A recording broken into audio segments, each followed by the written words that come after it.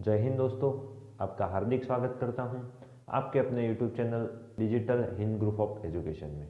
दोस्तों, आज अपन चर्चा करने वाले हैं भारत के एक महान गणितज्ञ राधानाथ सिकदार के बारे में।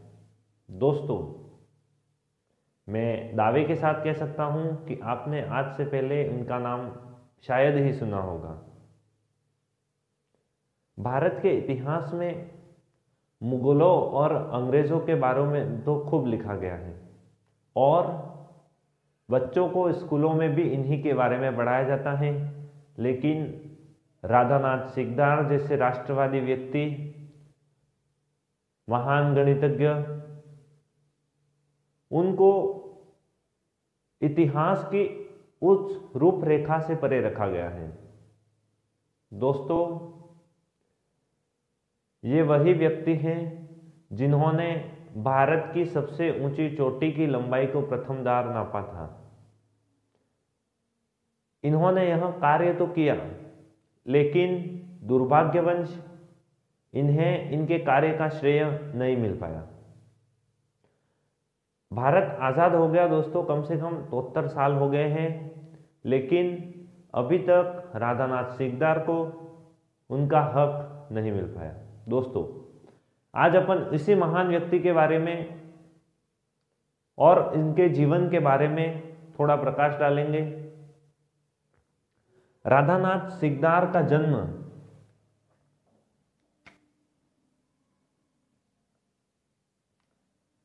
1813 में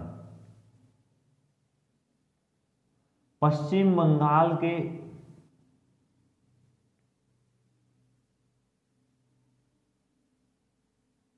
जिला है हुगली जिला, पश्चिम बंगाल के हुगली जिले के जोड़ा साको नामक स्थान पर हुआ था। दोस्तों, इनका जन्म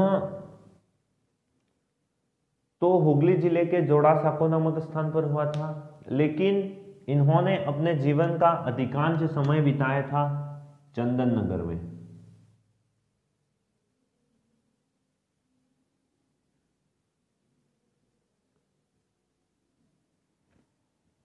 आज राधानाथ सिकदार का घर वहां है, लेकिन वो पूरा एक खंडरों में परिवर्तित हो चुका है। दोस्तों, राधानाथ सिकदार ने जन्म 1813 में हुआ और 1824 में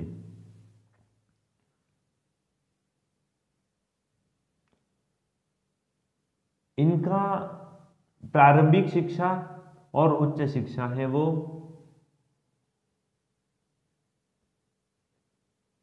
बंगाल हिंदू विद्यालय,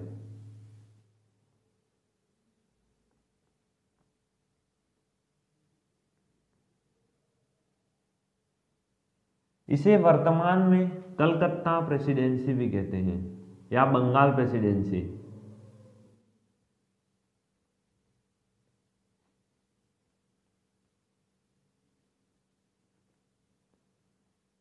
कलकत्ता प्रेसिडेंसी या बंगाल प्रेसिडेंसी विश्वविद्यालय में हुआ। दोस्तों, इनका जन्म एक बहुत ही गरीब परिवार में हुआ था, इसीलिए वो किसी तरह स्कॉलरशिप पाकर उन्होंने अपनी उच्च शिक्षा पूर्ण की और उसके बाद 1831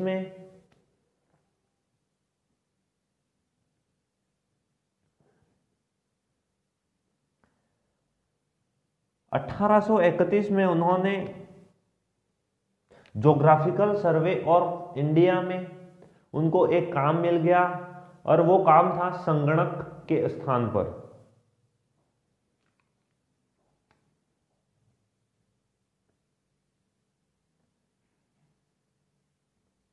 इनका करियर यहां से शुरू होता है।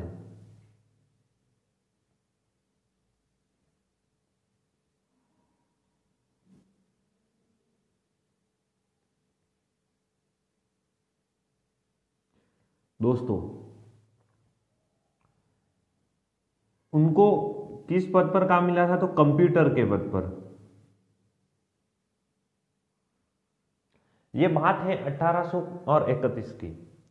तब कंप्यूटर का आविष्कार नहीं हुआ था, लेकिन कंप्यूटर शब्द कंप्यूट से बना है और जिसका शाब्दिक अर्थ होता है संगणक, तो अर्थात गणना करने वाला।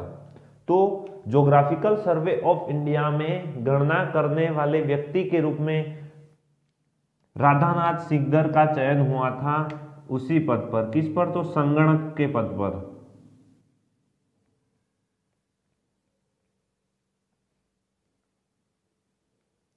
दोस्तों 1830 में हुआ यूं,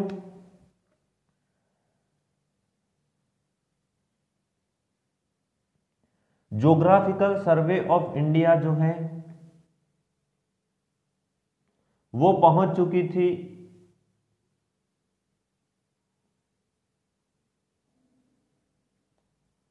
K2 पर, कंचनजंगा। तब तक विश्व की सबसे ऊंची चोटी वही थी।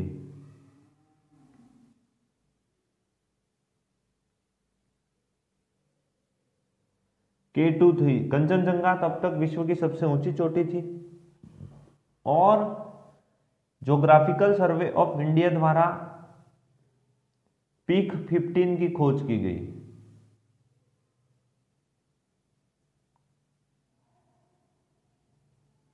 इसी पीक 15 की गणना राधानाथ सिकदार द्वारा की गई थी।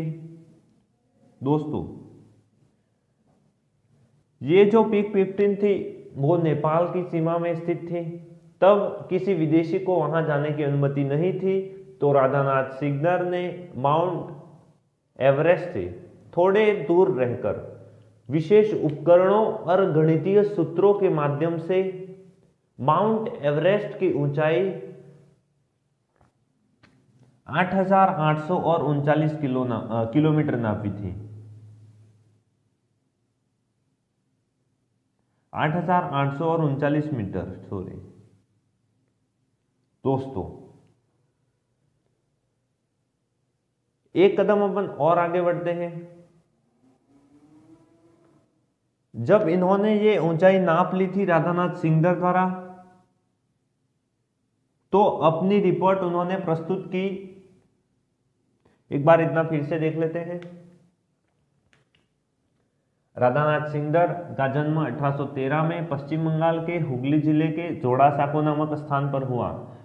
इन्होंने अपने जीवन का अधिकांश समय चंदन नगर में बिताया था। 1824 में बंगाल हिंदू विद्यालय या कलकत्ता प्रेसिडेंसी में उन्होंने उच्च शिक्षा प्राप्त की और 1831 में ज्योग्राफिकल सर्वे ऑफ इंडिया में उन्होंने संगणक के पद पर नौकरी प्राप्त हुई, जहां पर रहते हुए उनके द्वारा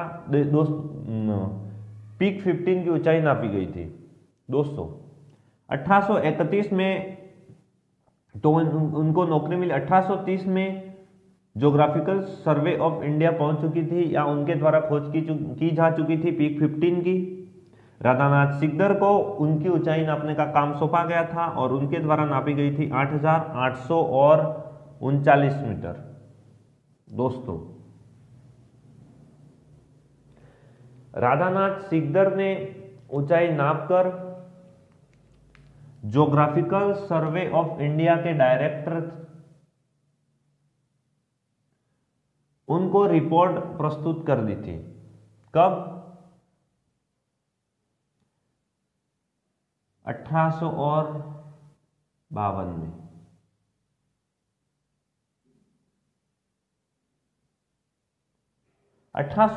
राधानाथ सिकदर द्वारा रिपोर्ट प्रस्तुत कर दी गई, लेकिन 52 से 56 तक 4 सालों तक इनके द्वारा राधानाथ सिकदर ने जो ऊंचाई नापी थी उसकी जांच करवाई गई।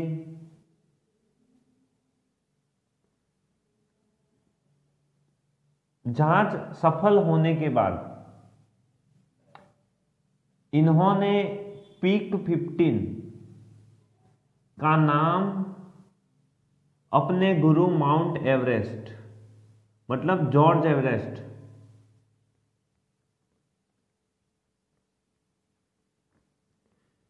जॉर्ज एवरेस्ट के नाम पर रखने के लिए इन्होंने क्या किया, बीट्रिस सोसाइटी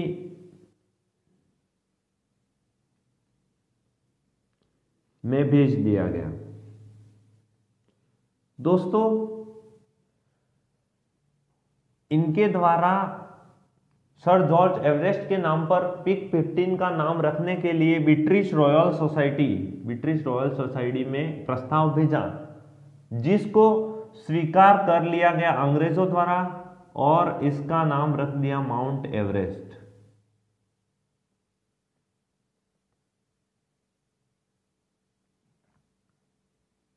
यहां एक प्रकार से राधानाथ सिकदार के श्रेय की लूट की गई। दोस्तों, माउंट एवरेस्ट ऐसा व्यक्ति था जो कभी जॉर्ज एवरेस्ट ऐसा व्यक्ति था जो जिसने कभी पीक 15 को देखा ही नहीं है, वहां कभी हिमालय तक गया ही नहीं है। और आश्चर्य दुर्भाग्य की बात तो यह है कि उसके नाम पर पीक 15 का नाम रखा गया और भारत और पूरे विश्व में आज इसे माउंट एवरेस्ट के नाम से ही जाना जाता है। दोस्तों, भारत आजाद हो गया और साल हो गए 73, लेकिन अब तक माउंट एवरेस्ट आजाद नहीं हुआ है, यानी कि पीक 15 को आजादी नहीं मिली है, क्योंकि उसका नाम तो अंग्रेजों के नाम पर या उन्होंने जो नाम दिया था वही अभी तक चल रहा है। दोस्तों, अगर और खास एक बात की, अपने पड़ोसी देश नेपाल और चीन, ये माउंट एवरेस्ट स्थित है। नेपाल और तिब्बत, नेपाल और तिब्बत की सेना मतलब नेपाल और तिब्बत की सीमा पर स्थित है। दोस्तों, नेपाल में इसे सागर माथा के नाम से जानते हैं। नेपाल में माउंट एवरेस्ट को सागर माथा कहते हैं और तिब्बत में माउंट एवरेस्ट को चोमोलुमा कहते हैं।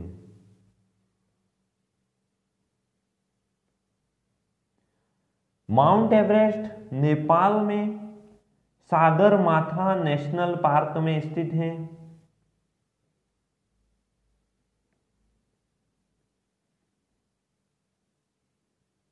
दोस्तों, यदि भारत को इसका नाम परिवर्तन करवाना है तो उसके द्वारा कौन कौन से कदम उठाए जाने चाहिए? अभी तक विश्व में कोई संस्था नहीं है पर्वतों के नामकरण के लिए, तो यदि भारत चाहे तो अपने कूटनीति का उपयोग करते हुए वह नेपाल, तिब्बत और यूनेस्को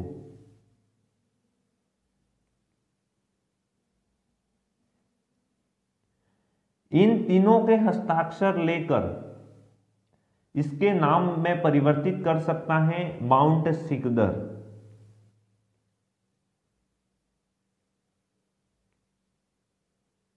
माउंट सिकदार के नाम पर परिवर्तित कर सकता है। दोस्तों, सागर माथा नेशनल जो पार्क है वह वर्ल्ड हेरिटेज सूची में शामिल है, इसीलिए अपने को यूनेस्को के हस्ताक्षर भी लेने जरूरी है। दोस्तों, राधानाथ सिकदार के नाम पर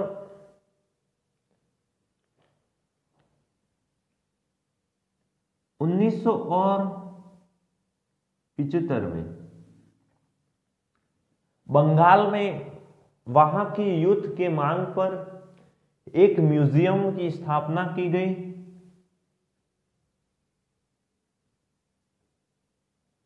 जहां पर राधानाथ सिकदर की उपलब्धियों को दर्शाया जाता है। यह म्यूजियम विश्व का एकमात्र म्यूजियम है जो कि राधानाथ सिकदार के नाम पर है। दोस्तों, राधानाथ सिकदार से उनका श्रेय तो लूटा ही गया, लेकिन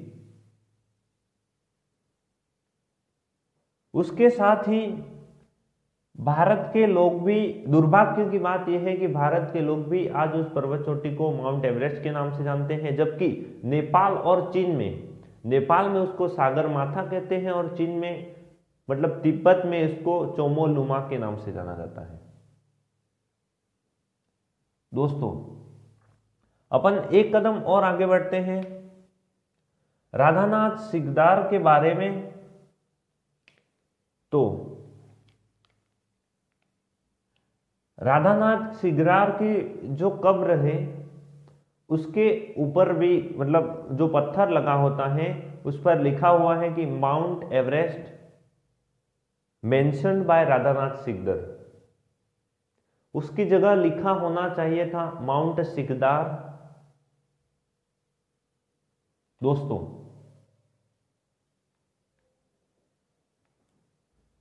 ये हो गई राधानाथ सिकदार के बारे में, मतलब उनकी पूरी जो बायोग्राफी, उनके जीवन में उनके साथ जो जो भी अन्याय हुआ है या उनके श्रेय की लूट की गई है अंग्रेजों द्वारा।